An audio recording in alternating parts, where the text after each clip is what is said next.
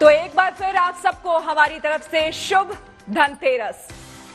तो देखिए, विशेष करके आपके लिए हमने ये पूरी तैयारी की है। शुभ मुहूर्त जैसे ही शुरू हुआ, GNT यानी कि गुड न्यूज टुडे जो है आपके लिए पूजन सामग्री के साथ पंडित जी विराजमान है भाई यहाँ पर। और देखिए, पूरी तैयारी हो रखी है और यहाँ पर अब हम शुरुआत करेंगे, क्योंकि कहते हैं कि शुभ मुहूर्त में किया गया हर एक कार्य जो है वो बेहद फलदायी होता है। तो आज मैं और शगुफ्ता हम दोनों मिलकर पूजा भी करेंगे और साथ ही साथ यहाँ मौजूद पंडित जी हमें बताएंगे भी कि ये जो पूरा शुभ मुहूर्त है इसमें एक एक करके पूजा विधान जो है वो किस तरह से होने चाहिए और पूजा की विधि कैसी होनी चाहिए। अगर कोई सामग्री, चूंकि हम लगातार आपको बता, क्यों शगुफ्ता, हम लगातार लोगों को बता भी रहे थे कि पूजन सामग्री क्या क्या होनी चाहिए, तो उम्मीद है आप लोगों ने वो सामग्री रख ली होगी और अगर कहीं छूट गई है तो इस बीच में ले भी आइए। चलिए, अरे आरंभ करते हैं पूजा की और शुरुआत करते हैं, क्योंकि दर्शक भी वेट कर रहे हैं। चलिए, सबसे पहले पवित्रीकरण। जी। ओम अपवित्रः पवित्रो वा सर्वावस्थांगतोऽपि वा यः स्मरेत् पुंडरीकाक्षं शवायाभ्यन्तरा शुचिः। श्वेता जी, ये आप इस चीज को अच्छी तरह से समझ लीजिए कि ये जो हम लोग मंत्र पढ़े, शवाह्याभ्यंतरा शुचि, आप स्नान के बाद शुद्ध वस्त्र धारण करने के बाद भी अंदर से अपवित्र हो सकते हैं। तो यह स्मरेत पुंडरीकाक्ष, भगवान नारायण का स्मरण, यदि आप पूजा पे बैठते ही जल लेकर के और नारायण के रूप में वह जो आपके हाथ में जल है, अब वो साधारण जल नहीं है, वो अमृत के समान है। श्वेता जी, उस जल को अपने ऊपर छींटा करने से ना निश्चित रूप से सवाहि आभ्यंतरा शुचि, आप बाहर से तो निश्चित रूप से पवित्र हैं ही, आपका मन, मस्तिष्क, आपका विचार, आपकी पूजा करने की शैली भी पवित्र होगी। इसलिए इस कार्य को बिल्कुल मत भूलिएगा, अन्यथा आपकी पूजा हो सकती है अपवित्रता में ही हो जाए। और बिल्कुल जिस तरह से इन्होंने बताया, हम आपको ये भी बता दें कि घर में अगर आप पूजा अर्चना कर रहे हैं तो जिस तरह से यहाँ जल रखा गया है, तो आप अपने पूजा स्थल के पास ये जल रखें। और घर में, हर घर में गंगा जल होता है, तो उस गंगा जल को आप थोड़ा सा इसमें अगर मिला दें और उसके बाद आप इस तरह से अपने आप को पवित्र करें तो माँ गंगा की भी कृपा आपको मिलती है। जी, आगे श्वेता, मैं ये चाह रहा हूँ, क्योंकि मुहूर्त प्रारंभ हो गया है और मुहूर्त के समय शंखनाद होना बेहद आवश्यक। बिल्कुल, तो मैं इसमें चाहूंगी कि अगर मैं करूं शंखनाद। अरे वाह, क्योंकि हमारी संस्कृति में, एक मिनट श्वेता जी, हमारी संस्कृति में कुछ लोग ऐसा एक तरह से भ्रम फैला के रखे हैं, स्त्रियों को शंखनाद नहीं करना चाहिए। मैं पूछना चाहता हूँ कि कहाँ लिखा है? कहीं नहीं लिखा है। जो भी शंखनाद करेगा ब्रह्मांड को जागृत करेगा, साथ ही साथ अपने घर के एक एक कोने के वातावरण को पवित्र करेगा। और वैसे भी देखिए, हमारे यहाँ देवी की पूजा होती है और आज देवी की ही उपासना हो रही है। साथ ही साथ जाहिर सी बात है कि प्रभु की भी उपासना हो रही है, गणेश जी की भी हो रही है, लेकिन लक्ष्मी जी की भी उपासना हो रही है। और हमारे सनातन धर्म में ये माना गया है कि देवियों के हाथ हुआ कोई भी कार्य जो होता है वो हमेशा शुभ होता है। तो चलिए आज की पूजा की भी शुरुआत करते हैं, सबसे पहले शंखनाद के साथ।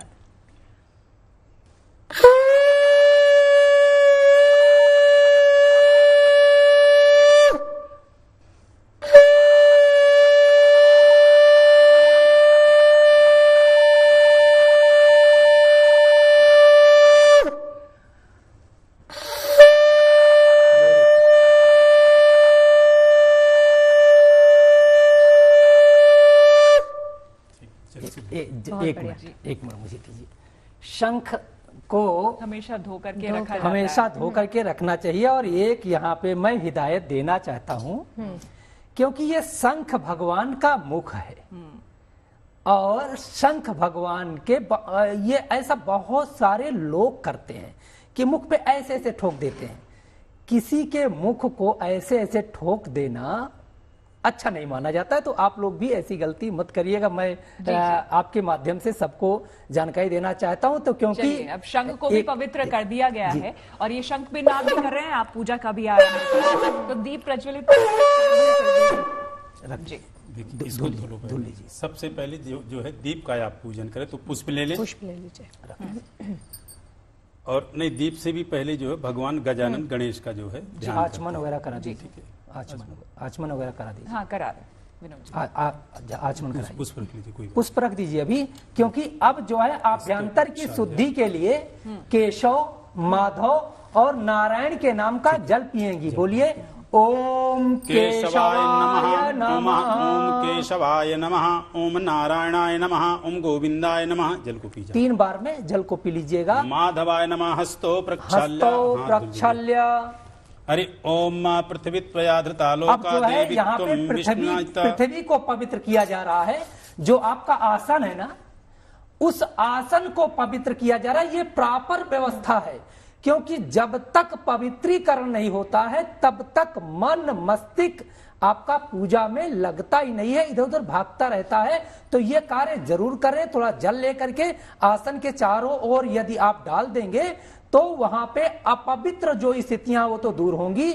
जो अराजक चीजें हैं, जो एक तरह से छोटे छोटे कुछ ऐसे वायरस हैं जो हमारे मन मस्तिष्क को बिल्कुल अव्यवस्थित करते ये तो हैं, हम जानेंगे ही, लेकिन अभी चूंकि शुरुआत हुई थी तो मंत्रोच्चार से एक बार फिर से, क्योंकि जो लोग सुन रहे हैं जरा फिर से एक बार मंत्रोच्चार आप कर हम दें। लोग पूरी तरह से शुद्ध पवित्र हो गए। हाँ जी। अब उस योग्य हो गए कि परमपिता परमात्मा की आराधना कर सकते। तो आप पुष्प लीजिए और गजानन गणेश जी का ध्यान कीजिए।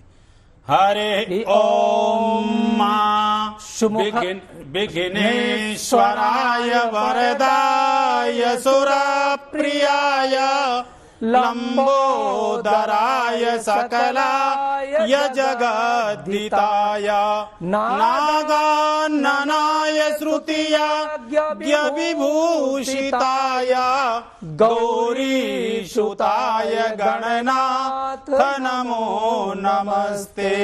मुदाकरत्तमोदकं सदा विमुक्त साधकं कलाधरं वसन्तकं विलासिलोकरञ्चकम् अनायकैकनायकम् विनाशिते भदैत्यकं नता शुभासुनाशकं नमामि तं विनायकम्।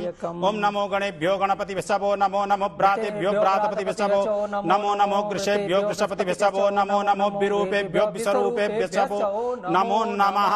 हरि ओम मां ओम गंगणपतये नमः। लिए रहेगा गणेश अंबिकयो। हरि ओम मां गंगणपतये नमः। अब आप इसके बाद जो है गणेश जी का किया, अब आपने जो है दीप का करेंगे।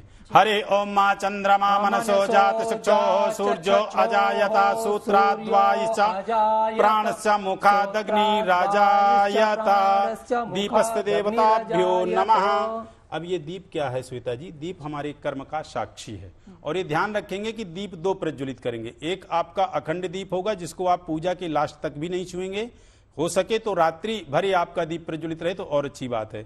दूसरा आपका कर्मदीप है, जो कि कर्मदीप को हम अभी पूजा करेंगे तो निरांजन भी करेंगे, आरती भी करेंगे और दीप भी दिखाएंगे, तो उस दीप को आप उठा सकते हैं। इस तरह से आपने दीप का किया।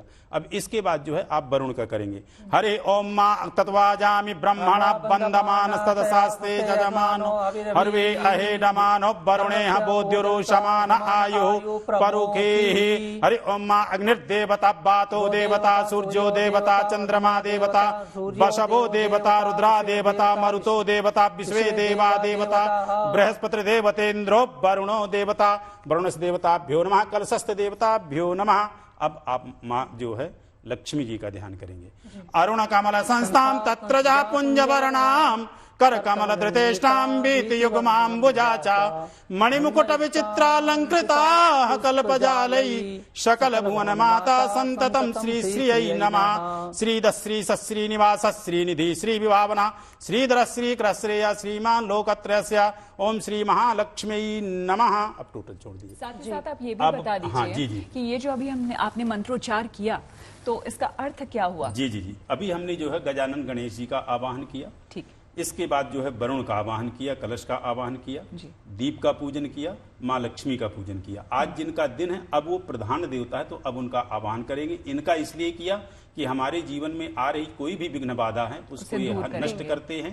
हमने जो है कलश का इसलिए आवाहन किया कि इसको कुंभ कहा जाता है। जैसे ये घड़ा भरा होता है उसी प्रकार हमारा जीवन सदैव जो है हर तरह से हरा और भरा रहे। और जैसे हमने दीप का पूजन किया तो दीप का मतलब होता है कि प्रकाश हमारे जीवन में सदैव जो है प्रकाश बना रहे हमारे विवेक में, हमारे बुद्धि में। कहते हैं ना कि जाको प्रभु दुख दारुण दीन्हा, ताकि मति पहले हर लीना। सबसे पहले व्यक्ति की किस चीज का हरण होता है? मति का, ज्ञान का, विवेक का, बुद्धि का। जब इनका हरण हो जाता है तब व्यक्ति के जीवन में विनाश आता है। तो दीप से हमारी प्रार्थना होती, जैसे आप प्रकाशित हैं उसी प्रकार हर तरह से हमारी ज्ञानेन्द्रिय, कर्मेंद्रिय और हमारी विवेक बुद्धि सदैव प्रकाशित रहे। हमने इनका कर लिया। अब प्रधान जो है हम आवाहन कर रहे हैं अमृत कलश को लेके जो उत्पन्न हुए थे। श्वेता जी, आज वाकई में जो लोग मान लिए खरीदारी करते हैं, ठीक है, वो खरीदारी कर रहे हैं, लेकिन यथार्थ में जो आज दिन है वो धन्वंतरी वैद्य के जो है उत्पत्ति का दिन है, जिसको कहते हैं श्री रंभा विश्वारणी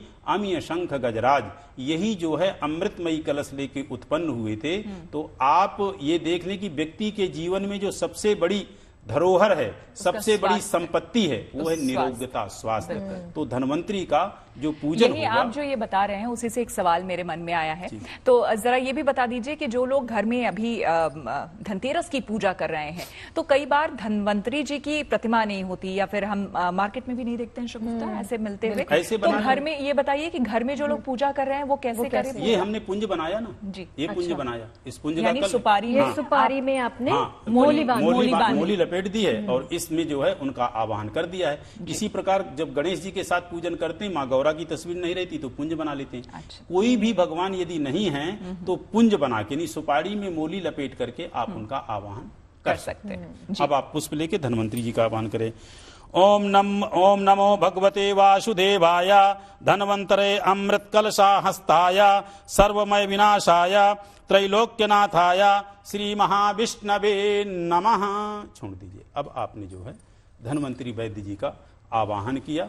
अब जो है इनका जो आप जो पूजन करेंगे, तो पूजन में जो है क्रमशः सबसे पहले हमने इनको प्रतिष्ठित कर रखा है। लक्ष्मी और गणेश और कुबेर, ये तीन ऐसे देवता हैं जिनका कभी विसर्जन नहीं होता, कभी भी विसर्जन नहीं होता। क्योंकि लक्ष्मी का विसर्जन कर देंगे घर खाली हो जाएगा, गणेश जी का विसर्जन कर देंगे हमारे जीवन में शुभता चली जाएगी, और कुबेर का विसर्जन कर देंगे धन ही नहीं रहेगा। तो इनका तीन का कभी विसर्जन नहीं होता। और ये तीनों देवता हमारे जीवन की हर चीज की जो है पूर्ति करते हैं। तो सबसे पहले इनका जो है आप पाद्य अर्घ करेंगे और उसके बाद फिर इनका जो है स्नान आदि करेंगे। तो इस तरह से सबसे पहले जल हम जो डालेंगे वो डालेंगे गणेश जी में, फिर सेकंड में डालेंगे कलश में, फिर थर्ड में माँ लक्ष्मी को, और चतुर्थ पोजीशन पे जो है यहाँ डालेंगे जो है अपने धन्वंतरी जी को। हरि ओम माँ पाद्योपाद्यम हस्त्योवर्घ्यम मुखे याचमनियम सर्वंगे स्नानीयन्ते समर्पयामि, सर्वंगे स्नानीयन्ते समर्पयामि। हरि ओम माँ अमृतकलहस्ताय धन्वंतरी वैद्याय नमः। अब आप जो है फिर स्नान करेंगे। तो स्नान में जो है एक बार जल डालेंगे। अभी हमने क्या किया? पाद्योपाद्यम उनके पैर का प्रक्षालन किया, हस्त्यो अर्घ्यम उनके हस्त कमल धुलाए, मुखे आचमनियम उनका कुल्ला कराए, जैसे कोई हमारे घर में अतिथि आता और करता है। और फिर इसके बाद अब हम जो है सर्वांगे स्नानियम उनको स्नान कराएंगे। तो अब आप स्नान कराइए। हरि ओम गंगे चमने चैवा गोदावरी सरस्वती नर्मदे सिंधु कावेरी जलेस्मिन् सन्निधिं कुरु। ये हमने श्वेता जी स्नान करा दिया। अब जो है पृथक पृथक है, दूध से है, दही से है, घी से है, शहद से है, चीनी से है, और फिर इन सब का मिक्स है, यानी कि पंचामृत भी है और अलग अलग भी है।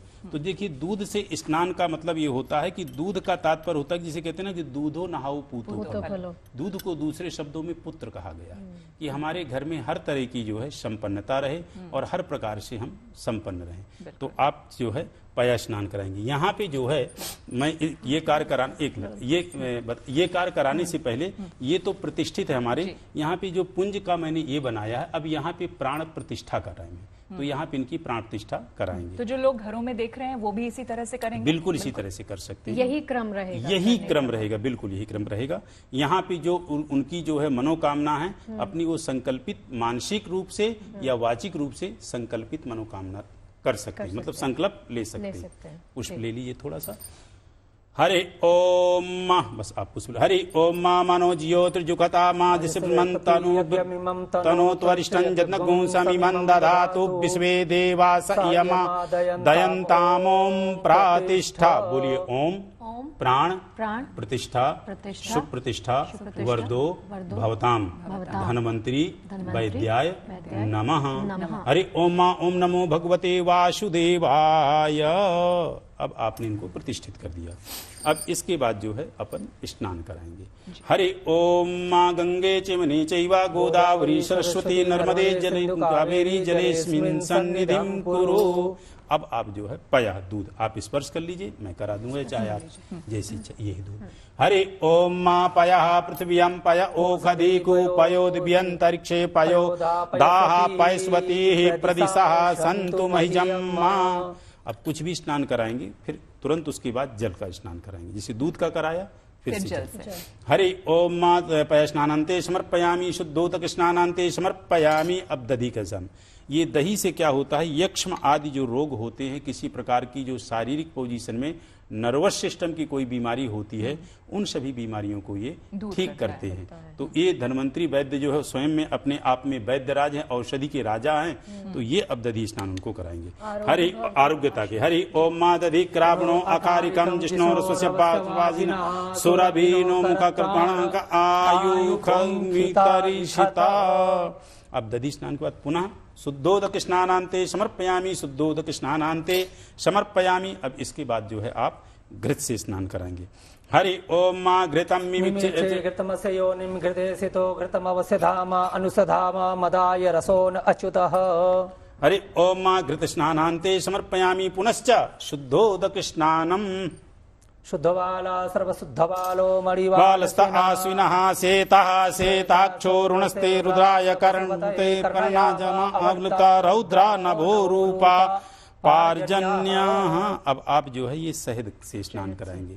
तो शहद का मतलब ये आप जानते हैं कि मधु, मतलब जैसे ही ये मधु है, जैसी ये मिठास है, उसी प्रकार हमारी जीवन में हर तरह की मिठास बनी रहे।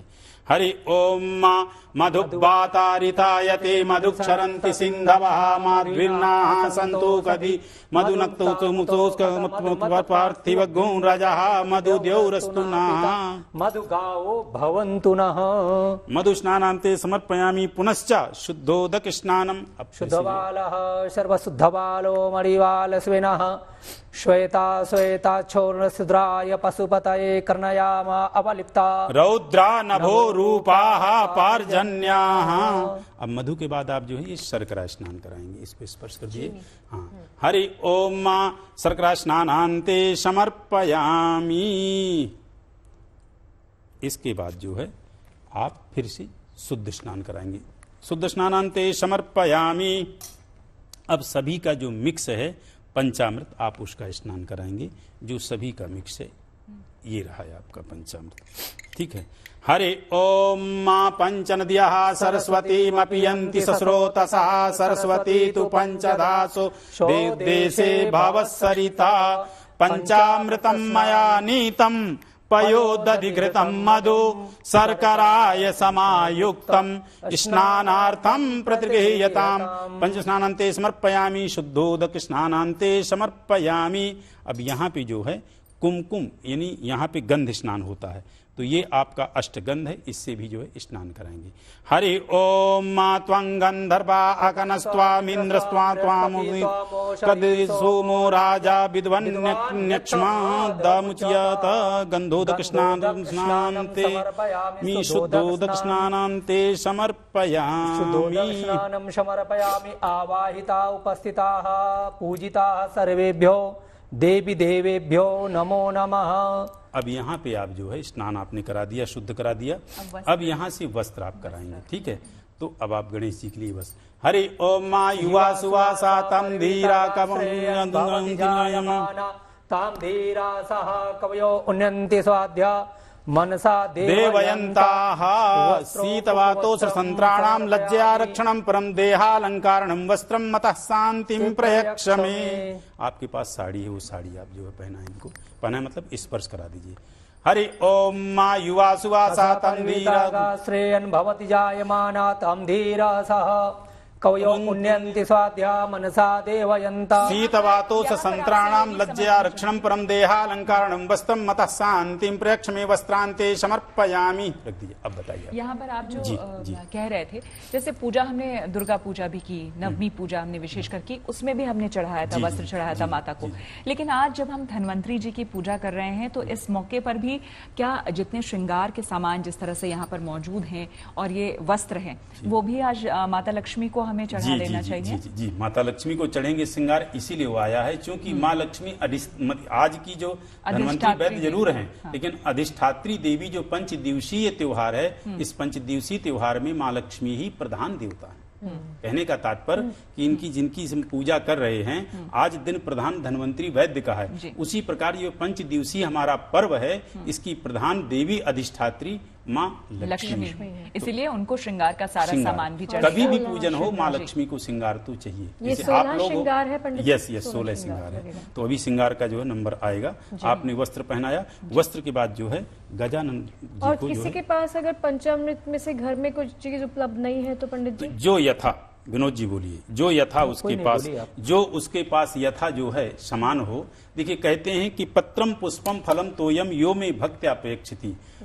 पूजा की सामग्री प्रधान नहीं हुई, पूजा की प्रधानता है आपकी भावना, आपका भाव। जैसे उदाहरण के लिए कि आज आपका जन्मदिन है, आपकी शादी की सालगिरह है, मैं आपके घर आया, आ करके मैंने आपके ही घर में मान लीजिए कोई बढ़िया सी तस्वीर लगी, उसको धीरे से निकाल करके फोल्ड करके मैंने आपको ही दे दिया। स्वाभाविक सी बात है 2-4 दिन बाद आप देखोगे और मैं कह गया कि मेरी ये भावना है और तो मैं आपको दे क्या सकता हूँ, तो आपको हंसी आएगी कि यार ये तो मेरे ही घर की तस्वीर है और ये पंडित जी मुझे ही जो है इस तरह से दे के चले गए। तो श्वेता जी उसी प्रकार ये सामग्री है, ये प्रकृति की सामग्री, ये फल, ये फूल, ये दूध, ये दही, ये मीठा हम आप पैदा नहीं कर सकते, ये प्रकृति की चीज है, ये नहीं यही पैदा कर सकती हैं। तो इनकी जो सामान है इन्हीं को अर्पण है, अपना अब क्या अर्पण कर रहे हैं, तो अपनी भावना। तो जिसके पास सामग्री नहीं है उसकी भावना प्रधान सबसे प्रथम। इसीलिए वो भजन भी है ना जिसमें हम कहते हैं तेरा तुझको अर्पण क्या लागे मेरा। तो इसीलिए जो कुछ भी है प्रभु का ही दिया हुआ है। और जैसा पंडित जी ने बताया भी कि आपके घर में जो कुछ भी सामग्री हो, जिस तरह से आपने देखा कि जो अभी स्नान कराया गया है तो पंचामृत उसमें बहुत जरूरी होता है और पंचामृत में तमाम तरह की चीजें, आपने शहद देखा होगा, दही, दूध, शक्कर, तमाम तरह की चीजें थी, घी उसमें बहुत जरूरी होता है। लेकिन इनमें से अगर कोई भी एक चीज अगर आपके घर में नहीं है, उसके बावजूद जो कुछ भी आपके घर में यथासंभव हो वो अगर आप अपने भाव से, मनोभाव से प्रभु को चढ़ाएंगे, उनका स्मरण करेंगे, उतना ही काफी है। अब आगे बढ़ते हैं। अब आपका यो यज्ञोपवीत है तो यज्ञोपवीतम परमं पवित्रम प्रजापतिर्या सहजम पुरस्ता आयुष्यमुग्रम प्रतिमुंच शुभ्रम यज्ञोपवीतम बलमस्तु तेजा। अब यज्ञोपवीत हमने जो प्रथमं पुरस्तादु सुरुचो बेन आवह श उद्बुदिनः उपमा अस्य विष्टा सतश्च जोनिं सतश्च विवाह। हरि ओम मा यज्ञोपवीतम परमं पवित्रम प्रजापतिर्या सहजम पुरस्ता आयुष्यमुग्रम प्रतिमुंच शुभ्रम यज्ञोपवीतम बलमस्तु तेजा। अब हमने यज्ञोपवीत धारण करा दिया। और यज्ञोपवीत भी जो अभी पंडित जी ने धारण करवाया है उसमें भी आपने देखा होगा कुमकुम से उसको लगाया गया है। हाँ। यानी यज्ञोपवीत जो है वो सफेद रंग का होता है, जैसा कि आपके पास और भी होगा। एक बार दिखा देता है। तो आपके घर में ये यज्ञोपवीत इस तरह से होगा, सफेद रंग का। जरा दिखाइएगा मेरे हाथ में। तो वो सफेद रंग का होता है। लेकिन जब आप ईश्वर को चढ़ाते हैं, किसी को समर्पित करते हैं, तो ये सफेद ऐसे आप नहीं चढ़ाते हैं। आपने इसको पहले कुमकुम में आपको लगाना चाहिए, या वो लाल भी हो सकता है या पीला भी। उसको लगाने के बाद ही आप ईश्वर को चढ़ा सकते हैं। लेकिन इसके पीछे की वजह भी बता दीजिए। जी, इसके पीछे की वजह ये है कि देखिए इसका कलर जो है सफेद होता है। सफेद बिल्कुल यदि कहा जाए तो कफन होता है, ठीक, तो वो बिल्कुल सफेद नहीं होना चाहिए। पीला लगने के बाद इसमें जो है पवित्र रंग भी आ जाता है और पवित्र हो जाता है, क्योंकि हल्दी में हमारी जो है विशिष्ट पवित्रता कही गई है और वो जीवन के रंग को भी कहीं ना कहीं, जीवन के रंग को भी रंगता है, तो इसलिए उसको वो लगाते हैं। अब इसके बाद जो है हम जो है चंदन लगाएंगे। ये अष्टगंध चंदन है, तो अब इसको जो है लगाएंगे। हरि ओम मां श्रीखंडम चंदनम दिव्यम गंधाढ्यम सुमनोहरम विलेपनम सुरश्रेष्ठा चंदनम प्रतिगृह्यताम। हरि ओम मां चंदनान्ते समर्पयामि अक्षतान। अब अक्षत देखिए, अक्षत जो श्वेता जी हैं, अक्षत का मतलब एक मंत्र है, अक्षन नामी मदन प्रियत। तो अक्षत एक वो चीज है, अक्षताश्चा सुरश्रेष्ठा, जिसके चढ़ाने से या जो हम पुण्य कार्य कर रहे हैं यह कभी हमारा क्षय ना हो। इसलिए अक्षत जो है पूजा में प्रधान होता है। यदि मान लीजिए कोई हमारे पास सामग्री नहीं है और हमने यदि कह दिया कि अक्षताम समर्पयामी मनसा परिकल्पयामी, मन से उस सामान का परिकल्पना कर ली, कल्पना कर ली, तो वह भगवान को प्राप्त हो जाती है। हरि ओम मां अक्षतांते समर्पयामि या अधोखाता अस्तोखाता स्वभानो विप्रनविष्ठया मति जो जानविन्द्राते हरि अक्षतां समर्पयामि। अक्षताश्च सुरश्रेष्ठा कुंकुमता सुशोभिता मया निवेदिता भक्त्या गृहाणाम परमेश्वर। अब आप जो है पुष्प चढ़ाएंगे। हरि ओम मां ओखदी प्रतिमो दत्वं प्रभवतं पुष्पावती सुवाती इवं सद्य वीरदाः इक्ष्णावा पुष्पम माल्यात्या सुगंधिनी मालात्यादीनि वै प्रभो मया हृतानि पुष्पाणि पूजार्थं प्रतिगृह्यताम्। अब पुष्प चढ़ा दिए। पूजा के लिए पंडित जी ये भी बता दीजिए कि कौन कौन से पुष्प महत्वपूर्ण हैं। देखिए पुष्प तो ये है गुलाब और गेंदा, ये दोनों विशिष्ट महत्वपूर्ण है, क्योंकि माँ लक्ष्मी के विषय में कहते हैं पद्मानने पद्म ऊरु पद्माक्षी पद्म संभवे तन्मे भजसि पद्माक्षी ए न सौख्यम लभाम्यहम। पद्मानने जो कमल के आसन में बैठी हुई है, पुष्प के आसन में, कमलालने कमल ऊरु कमलाक्षी कमल सम, जो कमल को एक तरह से पूरी तरह से कमल की जिसके ऊपर जो है माला है और कमल में ही जिसकी पूरी तरह से लगी हुई उनकी जो है आसन है। तो कमल का पुष्प भगवान वो माँ लक्ष्मी के लिए, और गेंदे का फूल जो है धन्वंतरी वैद्य और जो है कलश के लिए, गेंदे का ही फूल भगवान गजानन गणेश के लिए। विनोद जी आप ये बताइए कि कौन से पुष्प हैं जो वर्जित हैं इस पूजा के लिए, कौन से पुष्प नहीं होने चाहिए। देखिए सबसे महत्वपूर्ण है कि पुष्प अर्पण ही क्यों किया जाता है, क्योंकि पुष्प का कार्य है खिलखिलाना, हंसना, मुस्कुराना। जीवन में यदि खुशियां हम चाहते हैं तो अपने आराध्य को उसी तरह की वस्तुओं को भेंट करते हैं। जैसे कि अभी आपने पूजा में देखा, तो ये निश्चित रूप से पूजा एक जो पूजा बाहर चल रही है, दूसरी पूजा हमारे आभ्यंतर में चल रही है, सप्त चक्रों में चल रही है। ऐसा कहा जाता है कि हमारे सप्त चक्रों में उसका पुण्य निश्चित रूप से स्पंदन कर रहा है। देखिए सबसे महत्वपूर्ण चीज यहाँ पे ये है, पूजा तो सब कोई करते हैं, पूजा बहुत लोग करते हैं, लेकिन कुछ लोग पूजा को समझ करके करते हैं, कुछ हल्दी अक्षत पुष्प चढ़ा देते हैं। देखिए पूजा का मंत्र आपको नहीं आता होगा, इसमें बहुत बड़ी बात नहीं है, क्योंकि निश्चित रूप से भारतीय वैदिक परंपरा में ऐसा कहा गया है, आपके मुख से बोला गया वह शब्द निश्चित रूप से भगवान स्वीकार करते हैं, क्योंकि शब्द ही ब्रह्म है। थोड़ा सा समय मिलेगा क्या एक्सप्लेन करने के लिए? ठीक है जी बिल्कुल। ओके, शब्द ही ब्रह्म है। जब हमारी संस्कृति में केवल सुन करके, श्रुति सुन करके लोग याद करते थे, गुरु शिष्य परंपरा से ये सारे कार्य होते थे, कोई बुक नहीं थी। उस समय का आचार्य हुए आचार्य पाणिन। आचार्य पाणिन ने बहुत समय तक तप किया, भगवान शिव नटराज के रूप में प्रकट हुए। नटराज की मूर्ति देखते हैं ना, एक हाथ में डमरू लेके ऐसे नाच रहे हैं।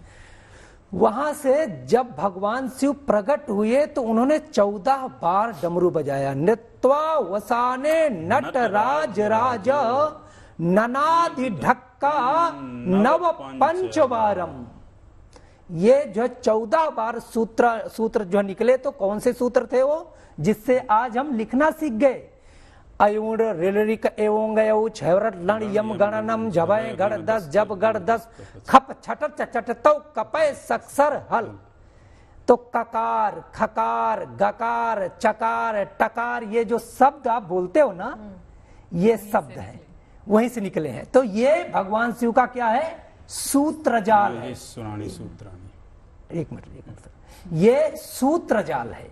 सूत्र जाल जो है वो निश्चित रूप से मंत्र है, और हम जब बोलते हैं तो का से लेके छत्री ज्ञा तक के अक्षर को अपनी बुद्धि के द्वारा जोड़ते हैं।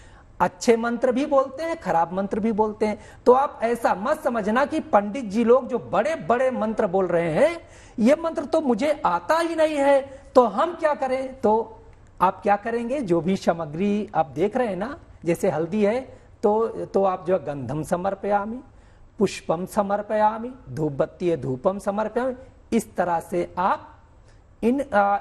आप अपनी पूजा को कर सकते हैं। आशा है आप समझ गए होंगे कि मंत्र बहुत बड़ी सरल मंत्रों का इस्तेमाल बिल्कुल, और साथ ही साथ बिल्कुल आपने बहुत अच्छी बातें बताई है, लेकिन अपने दर्शकों को ये बता दें, जो पंडित जी यहाँ पे बता रहे हैं सारी चीजें, कुछ क्लिष्ट बातें भी हैं, कुछ सरल बातें भी हैं, लेकिन विशेषकर हमने बहुत ही सरलता से, चूंकि आप घर बैठे, अगर आपने पंडित को नहीं बुलाया है अपने घर में, तो गुड न्यूज टुडे के साथ इसलिए हमने ये विशेष करके इंतजाम किया है कि आप घर में बस पूजा करते जाइए। हमारी विधि विधान यहाँ से शुरू है। और देखिए पंडित जी, हम ये भी मानते हैं कि जैसे आपने कहा कि सुनकर के याद कर लेते थे और समझ लेते थे, तो हम इसी भाव से यहाँ पर हमने इस विशेष कार्यक्रम को रखा है कि यहाँ आप लोग मंत्रोच्चार करेंगे, यहाँ मैं और शगुफ्ता मिलकर के यहाँ पर हम पूजा अर्चना करेंगे, और इसका लाभ आप घर बैठे ले सकते हैं। बस हाथ जोड़िए, और जैसे जैसे यहाँ पर चीजें हो रही हैं, पंडित जी करा रहे हैं, आप करते जाइए, आगे बढ़ते हैं। बिल्कुल, आपका भाव सबसे ज्यादा इम्पोर्टेंट है। जी, आगे आप जो है ये दूर्वा चढ़ाएंगे। तो अब ये दूर्वा जो है गणेश जी को अर्पित करेंगे, माँ भगवती को अर्पित करेंगे, लक्ष्मी जी को अर्पित क्यों की जाती है पंडित जी? देखिए सगुप्ता जी, ऐसा है कि दूर्वा में आप देख रहे हैं ना कि एक शाखा से दूसरी, दूसरे से तीसरी निकली हुई है ना, जुड़ी हुई है, निकली हुई है। इसको कहते, इसका मंत्र है कांडात कांडात प्ररोहंती परुखा परुखस्परी एवानो दुर्बे प्रतानु सहस्रेण सतेन च। जैसे कि एक शाखा से दूसरी, दूसरे से तीसरी, तीसरे से चौथी, हे गजानन, हे विघ्नेश्वर, हे विघ्नहर्ता, उसी प्रकार मेरी एक मनोकामना से दूसरी, दूसरे से तीसरी, तीसरी से चौथी पूरी होती जाए। और जिस प्रकार ये शाखा एक से दूसरी, तीसरी, चौथी निकल रही, उसी प्रकार मेरे वंश की सदैव वृद्धि होती रहे और सदैव मेरा वंश हरा भरा बना रहे। एक इसका तात्पर्य है। दूसरा क्या तात्पर्य है? यो दूर्वांग कुरैर्यजति, यो दूर्वांग कुरैर्यजति, जो दूर्वा चढ़ाता है वो कुबेर के समान समृद्ध हो जाता है, कुबेर के समान धन धान्य से संपन्न हो जाता है। हरि ओम मां कांडात कांडात प्ररोहन्ति परुखा परुखस्परी एवानो दुर्बे प्रतनु सहस्रेण सतेन च दुर्वांकुरान् सुरतान् समर्पयामि भगवते गंगणपतये नमः। ओम अपांपतये वरुणाय नमः। ओम श्री महालक्ष्मी नमः। नमो नमः। दुर्वांकुरान् समर्पयामि। देखिए यहाँ पे महालक्ष्मी को दुर्वा नहीं अर्पण करेंगे क्योंकि शक्ति की प्रतीक है। तो हम लोग जो है यहाँ पे जो भी दुर्वा अर्पण किए हैं, निश्चित रूप से आपके कुल के वृद्धि का कारक है। हमारे यहाँ जो पूजा की व्यवस्था है ना, वो पूजा की व्यवस्था प्रकृति के रूप में है। तो आप भी अपने जो आपके कुल में जो भी बच्चे हैं, उनके अंदर ज्ञान, विद्या, ऐश्वर्य और संसाधन के लिए दुर्वा जरूर अर्पण करें। जी, मैं यहाँ थोड़ा क्लियर कर देना चाहूंगा। विनोद जी ठीक कह रहे हैं, दुर्वा सिर्फ दुर्गा जी को मना है कि नहीं चढ़ेगी, लक्ष्मी जी को आप चढ़ा सकते हैं। विनोद जी की बात से सहमत हूं, चूंकि शक्ति है इसलिए वो कह रहे हैं। अब यहाँ भी बता दूं किसको क्या नहीं चढ़ता है। देखिए बेलपत्र जो है सूर्य को नहीं चढ़ती, यहाँ हम बेलपत्र चढ़ाने जा रहे हैं। और माँ लक्ष्मी का ही ये बेल वृक्ष है। ये जो बेल वृक्ष है, बेलपत्र चढ़ता चूंकि भगवान शिव को है, लेकिन माँ लक्ष्मी का ये वृक्ष है। बद्री उसकी अब कहानी कभी उस समय मिलेगा तो बताएंगे। और जैसे कि अक्षत जो है, जो अक्षत है, अक्षत भगवान विष्णु को एकादशी के दिन त्याज्य होता है, बाकी चढ़ जाता है। मदार, हाँ जी। हरि ओम मात्रम हरि ओम मातृदलम त्रिगुणाकारम त्रिनेत्रम चात्रयायुधम त्रिजन्म पाप संहारम बिल्वपत्रम शिवार्पणम। ओम नमो बिल्विने च कवचिन्विने च कवचिने च नमो बर्मिणे च बरोतिने च नमः श्रुताय च श्रुतसेनाय च नमो दुन्दुभ्याय च हनन्याय च बिल्वपत्रान्ते समर्पयामि। हरि ओम अथ गंधम ओम त्वं गंधर्वा अकनस्त्वामिन्द्रस्त्वं त्वामोकौषधी सोमो राजा विद्वान्यक्ष्म दामुच्यत अथ समर्पयामि। हरि ओम। जी हरि ओम मा अथ गंधान्ते समर्पयामि। हरि ओम मा अथ सिंदूरम। एक मिनट, यहाँ पे अब आप जो है आभूषण अर्पित कीजिए माँ लक्ष्मी को। हाँ, इसमें थोड़ा पुष्प डाल लीजिए ऊपर से, और आप जो है 2 चूड़ियां यहाँ पहना दीजिएगा। ये सौभाग्य पेटिका है जो आप देख रहे हैं। जी जी जी, ये जो और निश्चित रूप से खोल लीजिए। यदि सौभाग्यवती स्त्रियां माता को सौभाग्य पेटिका अर्पण करती हैं, श्रृंगार के सामान अर्पण करती हैं, किसी भी पूजा में अर्पण कर सकती हैं, तो निश्चित रूप से स्त्री का आभूषण उसका सौभाग्य है। वह अखंड सौभाग्यवती का महावरदान प्राप्त करती है। ये निश्चित रूप से यह एक तरह से सनातन का सत्य है कि जो भी स्त्री प्रेम पूर्वक माता दुर्गा, माता लक्ष्मी, माता काली तीनों रूपों में से किसी रूप को अखंड ये सौभाग्य की वस्तु भेंट करेगी ना, तो निश्चित रूप से सौभाग्यवती का सुख पाएगी और निश्चित रूप से अपने पूरे परिवार में वह निश्चित रूप से पूजित होगी और अपने पति की निश्चित रूप से प्यारी बनेगी। हरि ओम मा मुखे ते तांबूलम नायानायो गाले काजल कला ललाटे काश्मीरम विलासति गाले मोक्ति कलता स्फुरत् कांची साटी प्रातो काटे ताटे टक माई भजामि त्वाम लक्ष्मी नागपति किशोरी माँ वीरतम। ओम श्री माँ गौरी नमः। अलंकार आभूषणान्ते समर्पयामि। भगवते लक्ष्मी नमः। सौभाग्य पेटिकां समर्पयामि। सौभाग्यम देहि मे मंगले, सौभाग्यम देहि मे मंगले। अब आप ये है सिंदूर। हरि ओम मां सिंदूरम शोभनम रक्तम सौभाग्यम सुखवर्धनम कामदम मोक्षदं चैव सिंदूरम प्रतिगृह्यताम्। ध्वने सुभाता प्रमेयः पतयन्ति जिह्वा। हरि ओम प्राग्धनेषु घनासो वत्प्रमेयः पतयन्त्यैव। ओम सिंदूरा आभूषणम सिंदूरा अलंकरणम समर्पयामि।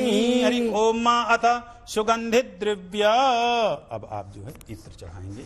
देखिए सुगंधित द्रव्य, देखिए यहाँ पे श्वेता जी, सिंदूर जो है ना वो निश्चित रूप से सौभाग्यता का चिन्ह है। कोई भी सौभाग्यवती स्त्री वो निश्चित रूप से अपनी मांग में सिंदूर लगा करके सौभाग्यवती का निश्चित रूप से वह जो माता से वरदान प्राप्त करती है। तो आपने भी सिंदूर अर्पण किया है, आप भी रिंग फिंगर से चाहें तो अपने मस्तक में लगा सकती हैं। और जो भी लोग देख रहे हैं ना उनके लिए भी है, क्योंकि वह प्रसाद हो जाता है और सौभाग्यता को बढ़ाने वाला हो जाता है। तो निश्चित रूप से सौभाग्यवती स्त्रियां सिंदूर का जो आभूषण चढ़ाई है, सिंदूर को अपनी मांग में लगाएंगी तो उनका परिवार निश्चित रूप से खुशहाल रहेगा। आगे बढ़ते हैं। जी जी। इसके बाद जो है इत्र, सुगंध का चढ़ाने का अर्थ ये है। देखिए जैसे त्र्यंबकं जजामहे सुगंधिम पुष्टिवर्धनम उर्वारुकमिव बंधनान् मृत्योर्मुक्षीयमामृतात्। भगवान शिव से कामना करता है सेवक कि जिस प्रकार से आपका जैसे नवनूतन बालक जब जन्म लेता है तो उसका हर अंग प्रत्यंग सुगंधित होता है, यहाँ तक कि उसके मुंह से भी दुर्गंध नहीं आती है। वो 6-6 महीने 8-8 महीने साल भर ऐसे ही रहता है। क्यों? क्योंकि उसकी कामना यही होती है। इसी तरह वह कामना कर रहा है कि जैसे एक नवनूतन बालक के हर अंग प्रत्यंग जो है निरोग और स्वस्थ रहते हैं और सुगंधित रहते हैं, उसी प्रकार मैं आपको ये इत्र अर्पित कर रहा हूं। मैं भी अपने जीवन में निरोग रहूं, स्वस्थ रहूं और हर अंग मेरा जो है निरोग और स्वस्थ रहे। श्वेता जी, ये सुगंधित आचार्य जी ने ठीक कहा, क्योंकि सुगंध निश्चित रूप से वातावरण को पवित्र कर देता है। एक छोटा सा बिंदु जहाँ पे टपकता है ना, वो चारों ओर अपनी सुगंध को बिखेर देता है जी। निश्चित रूप से भक्त ऐसी कामना करता है कि जैसे ये छोटा सा बिंदु मतलब सुगंधित द्रव्य इत्र अपनी सुगंध को जो ना चाहते हुए भी उस व्यक्ति के पास पहुंचा देता है, वैसे ही आपके कुल में कोई संतान आए जो आपके कुल की परंपरा को इसी इत्र की तरह बिल्कुल आपके परिवार को महका दे और जो उन्नति करा दे। बिल्कुल। और ये भी बता दीजिए कि ये सुगंधी जो है, क्या ऐसा है कि कुछ खास इष्ट देव हैं या फिर कुछ खास देवी देवता हैं जिनको हम चढ़ा सकते हैं? नहीं, सभी को चढ़ता है, सभी को चढ़ता है, एवरीवन। जो सुगंधित द्रव्य में बहुत सारी चीजें हैं, ऐसा नहीं कि केवल सेंट ही चढ़ा सकते हैं। मैंने वही पूछा, सुगंध किस प्रकार? देखिए, कोई भी पुष्प का जो वास है वही वो सुगंध है। ये आज के समय में हम लोग जो है तमाम उसके अर्क को निकाल लिए, अर्क को निकाल करके चढ़ाए। ओम माधुरसि दुर्बंतन दुर्बजम वयं दुर्बा महादेवा नामसि बनितमगुंस्मन्ते समर्पयामि, क्योंकि उसके अंदर भी खुशबू है। तो कोई भी खुशबू की चीज अपने परिवार की प्रसन्नता के लिए धूप अर्पित कर दी। अब धूप के बाद जो है, धूप भी एक प्रकार से सुगंधित ही होती है जो हमारे निगेटिव वातावरण को नष्ट करे और सकारात्मक वातावरण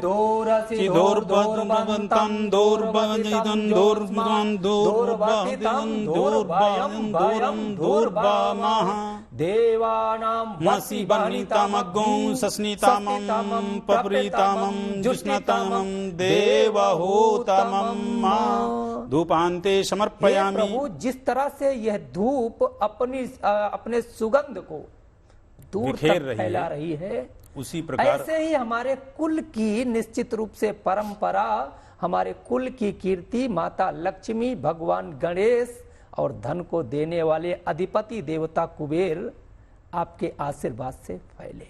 अब इसके बाद जो है आप ये दीप, जैसे मैंने बताया था कि एक तो अखंड दीप होगा, एक कर्म दीप होगा, तो वो अखंड दीप है, ये कर्म दीप है। अब दीप दिखाएंगे।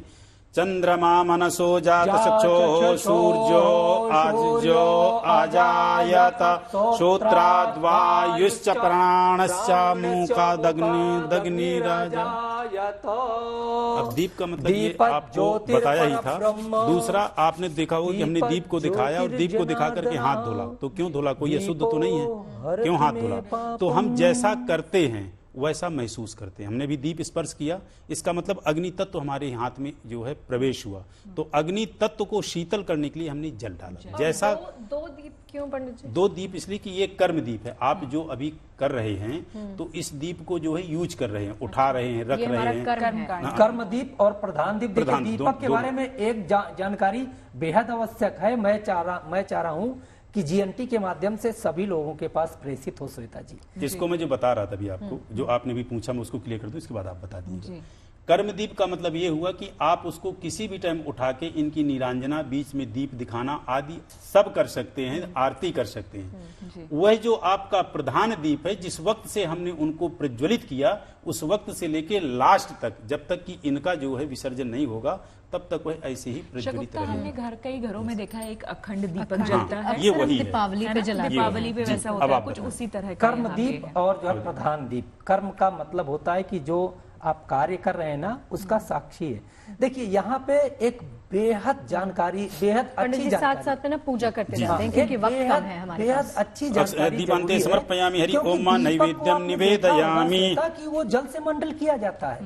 जल से मंडल करने का मात्र कारण है कि दीपक का मुख अधोमुखी होता है। दीपक का मुख जो नीचे की ओर होता है, उसकी पुंछ ऊपर की ओर होती है। और जल जो है दीपक का, जो अग्नि का शत्रु है। अग्नि से जैसे ही हम उसका घेरा बनाते हैं, तो उस दीप का मुख ऊर्ध्वमुखी हो जाता है।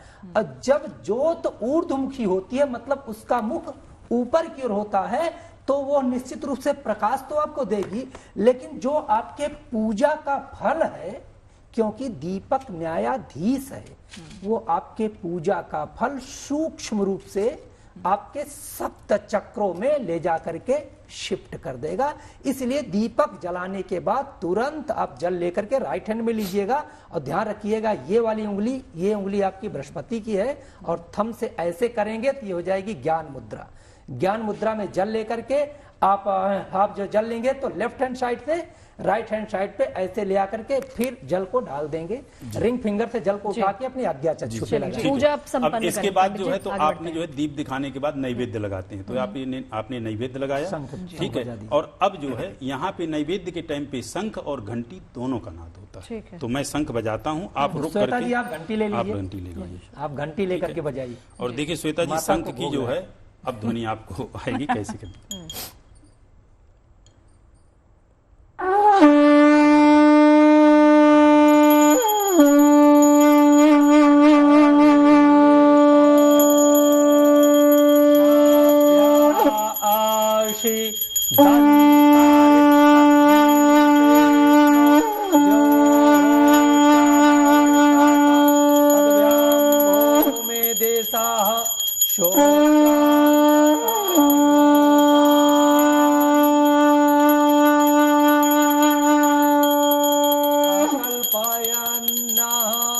नैवेद्यम निवेदयामि त्वदीयम् अस्तु देवेशो तुभ्य एव समर्पयेत् ग्रहान् सम्मुखो भूत्वा प्रसीद परमेश्वर। नैवेद्यांते समर्पयामि। इस अमृत तुल्य नैवेद्य को आप स्वीकार करें और इस यज्ञ का फल प्राप्त कराएं। ऐसी भक्त का निश्चित रूप से मानसिक ऋतुफल होनी चाहिए। तो ऋतुफल, हाँ, कितने तरह के फल रखते हैं आवश्यक है? ऋतु का मतलब कहने का तात्पर्य कि जो ऋतु चल रही हो उसके अनुसार से ऋतु का फल। अच्छा, इसमें ये भी होता है कि आप 5 फल रखें या फिर आप 3 चढ़ा सकते हैं? ऐसा कोई आवश्यक नहीं होता कोई नंबर है। को लेके आपका जो ऋतु चल रही हो उसका ऋतु फल। और फल का मतलब है तो इदम फलम मया दिव्य। हे परमपिता परमात्मा, हे प्रभु, हे जगत जननी, जिस तरह मैं जो है पूरे अपने मन के साथ फल को अर्पित कर रहा हूँ, उसी प्रकार जिस भावना से, जिस फल से मैं आपकी याचना कर रहा हूँ, मेरे फल को भी सफल करना, मुझे भी फल प्रदान करना। देखिए, एक फल है तो कोई बात नहीं, लेकिन अब 5 तरह का स्वाद मिलेगा तो फिर प्रभु इदम फलम मया दिव्य स्थापितम पुरतस्तवा तेन मे सफलाभुक्तिर्भवेत् जन्मनि जन्मनि ऋतुफलन्ते समर्पयामि। नैवेद्यांते आचमनीयं पुनराचमनीयं जलीयं समर्पयामि। तस्य हस्तौ प्रक्षाल्य, हाथ को शुद्धिकरण करें, क्योंकि आपने भगवान को भोजन कराया है तो आपका हाथ जूठा हो गया है, हाथ धुल लें। नैवेद्यांते समर्पयामि आचमनीयं ऋतुफलन्ते समर्पयामि मुखवासार्थे सफलतांबूल पूंगी फल।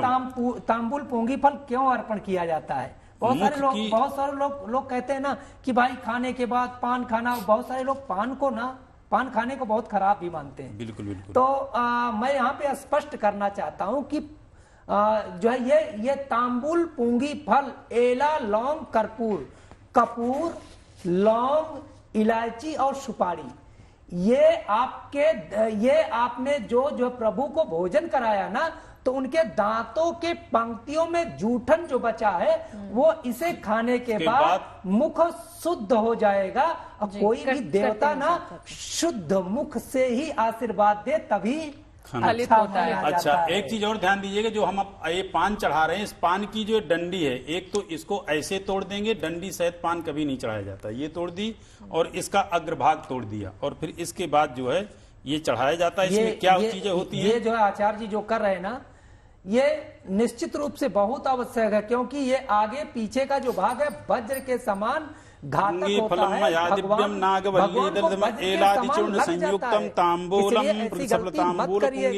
समर्पयामि। अब इसके बाद जो है कुछ दक्षिणा अर्पित करते हैं। तो यहाँ पे जो है, अच्छा, दक्षिणा क्यों अर्पित करते हैं? क्योंकि कहते हैं कि दक्षिणा के बगैर कोई भी कार्य, कोई भी पूजा, कोई भी यज्ञ, कोई भी अनुष्ठान पूर्ण नहीं होता। क्यों? क्योंकि दक्षिणा यज्ञ की पत्नी है। तो यहाँ पे दक्षिणा अर्पित करते हैं। हरि ओम मां हिरण्यवर्णाम हरणिम सुवर्णरजतस्रजाम चंद्राम हिरण्मयीं लक्ष्मीं जातवेदो आवह ताम आवह जातवेदो लक्ष्मी मन पगामिनीं यस्याम हिरेण विंदेयम गामस्वम पुरुषम। इसके बाद ये जो है पूर्ण फल, 1 मिनट, ये जो पूर्ण फल है आपका, इसको जो है यदि आपकी कोई सामग्री रह गई है, 1 मिनट, यहाँ पे ये जो है खील का भी प्रसाद लगाया है। और यहाँ पे जो है आपको जो है बातों में विनोद जी बता रहे थे, तो उस टाइम पे मैंने इनका प्रसाद लगा दिया। यहाँ पे आपका पंचमेवा का भी प्रसाद लगाया है, ये है, तो इसका भी आप प्रसाद जो है लगा सकते हैं ऐसे। अब इसके विषय में थोड़ा सा मैं जानकारी देना चाहूंगा। प्रायः लोग पूजा में, यहाँ हमारे कलश में भी देख लीजिएगा, प्रायः लोग पूजा में क्या करते हैं, नारियल को ऐसा रख देते हैं या ऐसा रख देते हैं या ऐसा रख देते हैं या ऐसा। तो ये भूल के गलती मत कीजिएगा। सदैव पूजा में यानी कलश जब आप स्थापित करें तो नारियल का मुख आपकी तरफ होना चाहिए। जो भी आप प्रार्थना करेंगे, कहेंगे, यह पूर्ण फल है। तो ये कहते हैं ना कि पूर्णमदः पूर्णमिदं पूर्णात् पूर्णमुदच्यते, यह आपकी हर कामना को परिपूर्ण करेगा तभी जब इसका मुखमंडल आपकी तरफ होगा।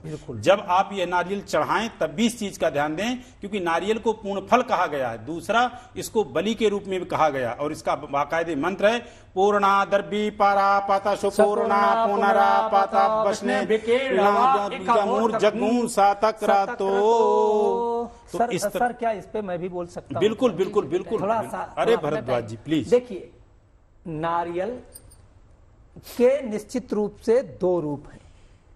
आप चाहे कलश पे रखें, चाहे भगवान को अर्पण करें। एक होता है सकाम, दूसरा होता है निष्काम। 1 मिनट रुकिएगा। एक होता है सकाम, दूसरा होता है निष्काम। अगर आप सकाम कोई यज्ञ कर रहे हैं अपने हित को साधने के लिए, तो आप अपनी तरफ नारियल को करके रखेंगे। लेकिन अगर निष्काम कर रहे हैं कि कोई फल ना प्राप्त हो, मुझे केवल प्रभु का आशीर्वाद चाहिए और इसका फल संपूर्ण संसार को मिले, तो वह निष्काम है, उसमें आपका कार्य नहीं छिपा हुआ है, तब आप ऊपर को रख सकते हैं। सकाम और निष्काम, जब आपकी ओर होगा तो सकाम, ऊपर की ब्रह्मांड की ओर होगा सबके लिए तो निष्काम। जी आगे बढ़ाइए जी। अब ये पूजन हो गया, अब अपन जो है प्रार्थना करेंगे। तो प्रार्थना में पहले तो जो है क्या नाम से माँ लक्ष्मी गणेश सहित जो है प्रार्थना कर लेते हैं। आप पुष्प ले लें।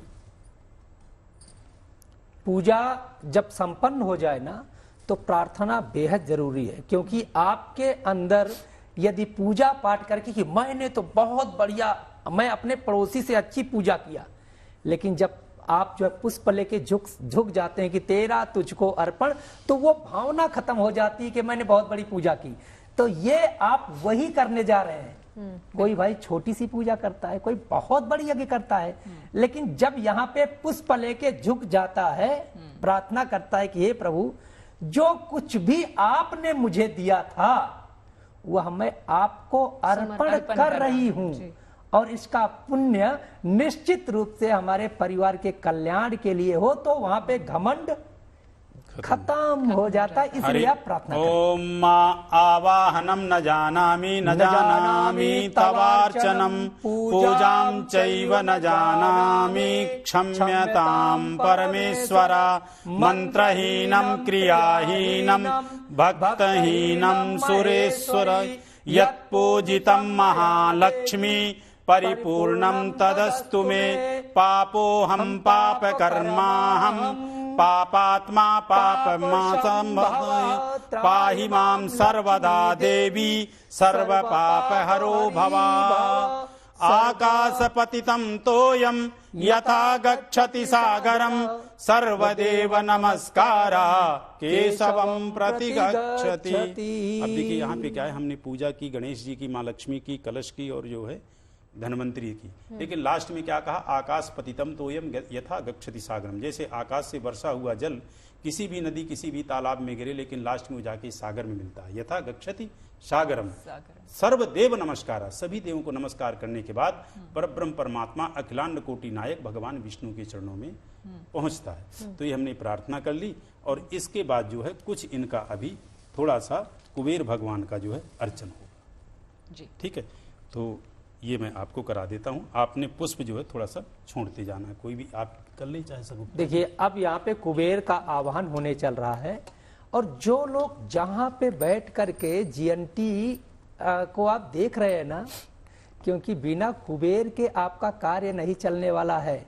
माता लक्ष्मी तो भोग देंगी, सुख देंगी, लेकिन धन नोट तो भगवान कुबेर का ही कार्य है। तो आप यदि पूजा नहीं भी कर रहे हैं ना, तो ऐसे हाथ जोड़ करके ओम कुबेराय नमः जितनी देर आह्वान हो अपने भी घर में आवाहित कर लीजिएगा, क्योंकि हो सकता है आचार्य पुरोहित आपके घर में ना हो, लेकिन ये शब्द जो है ना, ओम नमो भगवते वासुदेवाय धन्वंतरे अमृत कलश हस्ताय सर्वमय विनाशाय त्रैलोक्यनाथाय श्री महाविष्णवे नमः। छोड़िए। ओम कुबेराय सांगाय सयुधाय सशक्तिकाय इहा आगच्छ इहा तिष्ठ मम पूजनम ग्रहण। आप लोग ही बोलिए, इहा गच्छ इहा तिष्ठ मम पूजनम ग्रहण। हे प्रभु कुबेर जी, इहा गच्छ मेरे घर में आइए, इहा तिष्ठ जो जहां मैं बैठा हूं मेरे पूजा घर में बैठिए, और मेरे भावना को, जो इतने प्रेम से इस कार्यक्रम को देख रहा हूं ना, इस भावना को, इस पुण्य को आप स्वीकार करके मुझे आशीर्वाद प्राप्त कराएं। निश्चित रूप से आपको इस पूजा का पूरा आशीर्वाद प्राप्त होगा। मेरी बात पे आप विश्वास करिएगा। ओम धन्वंतरे नमः, ओम आदिदेवाय नमः, ओम सुरावंदिताय नमः, ओम वायस्थपकाय नमः, ओम सर्वमध्य वंशकाय नमः, ओम भयापहाय नमः, ओम मृत्युंजयाय नमः, ओम विविधोषधात्रे नमः, ओंकार ओम सर्वेश्वराय नमः, ओम शंख चक्रधराय नमः,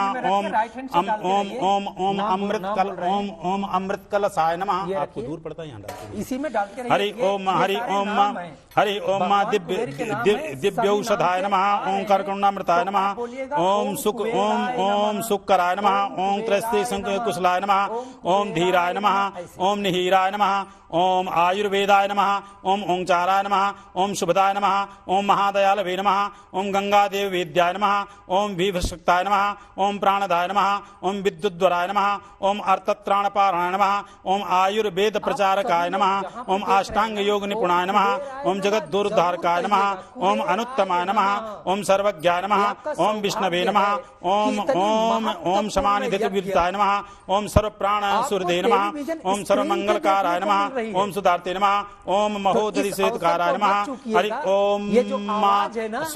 ओम मां स्वस्ति दा स्वस्ति कृत स्वस्ति स्वस्ति भुक् स्वस्ति दक्षिणा अरौद्रा कुंडले चक्रे विक्रमायुर्शासना शब्दादिगा शब्दसा सिसरा सर्वरीकरा अक्रोराप्येशलो दक्षो दक्षिणा क्षमणांबरा विदुत्तमो वीतभया पुण्यश्रवण कीर्तना उत्तारणो दुष्कृतिया पुण्यो दुःस्वप्नासना वीर्यः रक्षणः शान्तो जीवना परवस्था अनन्तरूपो अनन्तश्री जितमन्युर्भयापः चतुरस्तो गभीरात्मा विदिशोव्यादिशो दिशा अनादिर्भूर्भुवो लक्ष्मी शुभेरो रुचिरांगदा जननो जन जनमादिर भीमो भीम पराक्रमा आधान्य धाता पुष्पः सप्रजागरा ऊर्ध्वगा सत्पथाचारा प्राणद प्रणवपणः प्रमाणं प्राणलयः प्राणभूत प्राणजीवनः तत्त्वं तत्त्वविदेकात्मा जन्म मृत्योजरादिगः भूर्भुवः स्वस्तिरुस्तारा सविता प्रपितामह यज्ञो यज्ञपतिर्यज्वा यज्ञांग्यो यज्ञवाहिना यज्ञभृद्यज्ञ कृद्यज्ञी यज्ञ भुग्यज्ञ साधना यज्ञान्ता कृद्यज्ञुह्या मन्ना मन्नाद एव च आत्मयोनि स्वयं जातो वैखानः सामगायनः देवकी नंदना सृष्टा चितिसः पापनाशना शंख बृन्नंद की चक्रे सारंगदन्मागदाधरा रतांगपाणी रक्षोभ्य सर्वप्रहरणायुधा चतुर्सर्वप्रहरणायुधा ओम सर्वप्रहरणायुधा ओम नमः इति सर्वप्रहरणायुधा ओम नमः इति। अब आप जो है फिर से भगवान ओम नमो भगवते वासुदेवाय धन्वंतरे अमृत कलशहस्ताय सर्वमय विनाशाय त्रैलोक्यनाथाय श्री महाविष्णवे नमः। अब आप ये पुष्प यहाँ पे अर्पित कर दे। अभी हमने जो यहाँ पे किया, कहते हैं ना कि आप इसमें डाल दीजिए, कहते हैं कि आवाहनम न जानामी तवार्चनम। तो अभी हमने जो है इनका एक तरह से अर्चन किया, ठीक है। जो 100 मंत्रों के द्वारा, इन्हीं 100 इनके नामों के द्वारा धन्वंतरी वैद्य का अर्चन किया। और अर्चन किस लिए किया कि हमारी पूजा पाठ में किसी प्रकार की भी कोई त्रुटि रह जाती है तो आवाहन, कहते आवाहनम न जानामी तबार्चनम। अर्चन भी मैं नहीं जानता, पूजाम चैव न जानामी, और पूजा का भी ज्ञान नहीं है। हे प्रभु, मैं अबोध बालक की भांति मैं आपका पूजन कर रहा हूं, मैं आपकी प्रार्थना कर रहा हूं, आप मुझे हर तरह से क्षमा कीजिएगा। और जो भी मेरा मनोभिलषित फल मतलब मानसिक जो आपसे चाहना है, मनोभिलषित जो मेरी इच्छा है, उसको आप परिपूर्ण करें। आपने अभी 100 नाम पढ़े धन्वंतरी के, ये मुझे बताइए कि जो घर पे लोग अभी सुन रहे हैं और देख रहे हैं, वो कहाँ पर ये नाम पा सकते हैं, कहाँ मिल जाएगा? देखिए, ये नाम जो है धन्वंतरी वैद्य की जो आप नाम पाना चाहते हैं, तो उसमें उनके ये सहस्त्र नाम हैं, और ये आप जो है धन्वंतरी भगवान का नाम लेकर के किसी भी पुस्तकालय में कहीं जाएंगे तो कहेंगे उसमें मिल जाएगा। या जो है आप जैसे भगवान विष्णु के विष्णु सहस्त्र नाम हैं, तो विष्णु सहस्त्र नाम से भी यदि धन्वंतरी जी का आप जो है विष्णु सहस्त्र नाम का ही पाठ हुआ है। अभी जो इनका था कुछ नहीं, इसमें धन्वंतरी वैद्य के भी थे, लास्ट में प्रार्थना विष्णु सहस्त्र नाम से की है। जो नाम लिए हैं कोई मंत्र, एक मंत्र जो धन्वंतरी जी को हम ये हाँ बिल्कुल हम कहेंगे कि देखिए ये मंत्र यदि नाम नहीं आता है, ये जो मैं मंत्र बोल रहा हूँ, धन्वंतरी सतनाम डाल दीजिएगा, पूरी लिस्ट आपके सामने प्रस्तुत हो जाएगी। ये जो मैं अभी बोल रहा हूँ मंत्र, ये मंत्र आपका विशिष्ट है। जैसे मान लीजिए धन्वंतरी के यदि 100 नाम चाहिए हैं, तो ये भी जो विनोद जी कह रहे हैं कि गूगल में धन्वंतरी सतनाम जो है डालेंगे तो आ जाएंगे, सतनाम नहीं सहस्त्र नाम आ जाएंगे। ये मेन मंत्र है आज का। यदि आप मेरी जो है तो आवाज क्लियर जो है समझ पाएं तो ये लिख लें, हर वर्ष के लिए हो जाएगा, और कभी भी किसी भी समय आप जो है हर वर्ष इस मंत्र का जाप करेंगे तो आप निरोग रहेंगे, स्वस्थ रहेंगे, और आपके जीवन में किसी प्रकार की भी कोई जो है शारीरिक रोग व्याधि बीमारी उत्पन्न नहीं होगी। मंत्र क्या है? ओम नमो भगवते वासुदेवाय। इसका आप मतलब समझ गए होंगे, भगवान विष्णु का द्वादशाक्षर मंत्र है। अब आगे क्या जुड़ा हुआ है? धन्वंतरे अमृत कलश हस्ताया। जो धन्वंतरी वैद्य अमृत कलश हाथ में लेकर के समुद्र से उत्पन्न हुए। आगे सर्वमय विनाशाय। सभी प्रकार की जो मेरी रोग व्याधि बाधा हो, किसी भी प्रकार की मेरे जीवन में अरिष्ट आने वाला हो, उस सब व्याधि बाधा को आप नष्ट करें। विनाशाय त्रैलोक्यनाथाय। त्रैलोक्यनाथाय अर्थात धन्वंतरी वैद्य को भी भगवान विष्णु की ही उपमा दी गई है। त्रैलोक्यनाथाय ओम श्री महाविष्णवे नमः। देखिएगा, ये संपुटित एक तरह से मंत्र हो गया। पहले किसका है? पहले भगवान नमो भगवते वासुदेवाय विष्णु हो गए, और लास्ट में आया है श्री महाविष्णवे नमः। लास्ट में भी जो है विष्णु ही शब्द आया। तो एक तरह से धन्वंतरी वैद्य को समझें तो भगवान विष्णु के ही ये अंशज अवतार हैं, और वैद्य के ये पूरी सचराचर जो है मालिक हैं। यही वैद्यराज की ही जो है जड़ी बूटी से जा करके जो है लक्ष्मण जी मृत हो चुके थे, फिर भी वह जो है जीवित हुए। तो ये धन्वंतरी वैद्य हैं। जिस प्रकार से हमने पूजन किया है, इस पूजन में किसी प्रकार की भी आपके पास सामग्री नहीं है या कोई चीज उपलब्ध नहीं है, तो भाव प्रधान होता है। भावो ही विद्यते देवो न पषाणे न मृडन्मये। ना देवता स्वर्ण की मूर्ति में है, ना काष्ठ की मूर्ति में है, न स्वर्ण की मूर्ति में है। भक्त की भावना जितनी अच्छी निर्मल है, पवित्र है, उसी में भगवान वास करते हैं। मन यदि चंगा तो कठौती में गंगा। मन यदि आपका चंगा है तो साथ ही साथ ये भी बता दीजिए कि धातु को लेकर के लोग थोड़े से कंफ्यूजन में रहते हैं कि मान लीजिए छोटी ही मूर्ति हो, लेकिन घर में अगर आप स्थापित करते हैं तो धातु कौन सी हो? देखिए, धातु जो प्रधान होती है, आपके पास स्वर्ण की धातु हो अति उत्तम, चांदी की धातु हो और उत्तम, यदि नहीं है तो पीतल की धातु आपको आराम से मिल जाएगी। अब घर में जो मूर्ति रखेंगे वह आप 8 अंगुल से बड़ी नहीं रखेंगे, छोटी ही रखेंगे, और 4 अंगुल से बड़ी रखेंगे। ये चल मूर्ति होती है जो आप इसकी प्राण प्रतिष्ठा भी करेंगे और कहीं भी ले जाकर के इसका पूजन कर लेंगे। एक अचल होती है जो 12 अंगुल से बड़ी होती है, वो मूर्ति कभी भी घर में नहीं रखी जाती है क्योंकि उसकी अचल प्राण प्रतिष्ठा होती है। वह मूर्ति प्रायः आपको मंदिर में मिलेगी। इसके बाद जो आपने बात की धातु की, तो धातु मूर्ति में प्रधान होती है स्वर्ण, चांदी और आपका जो है ये क्या नाम से पीतल, और उसमें कई अष्ट धातु भी अष्ट धातु की मूर्ति भी आप रख सकते हैं। तो मुझे लगता है कि हमने पूरी जो कोशिश की है कि घर बैठे आपको अच्छे से धनतेरस की पूजा कराने की, वो हमारी सफल हुई होगी। आपने भी हमारे साथ यानी कि जीएनटी के साथ ये इस शुभ मुहूर्त का लाभ उठाया होगा और वैसे ही पूजा की होगी जैसे कि पूजा यहाँ हुई। तो हम सभी की तरफ से आपको एक बार फिर से धनतेरस की ढेर सारी शुभकामनाएं।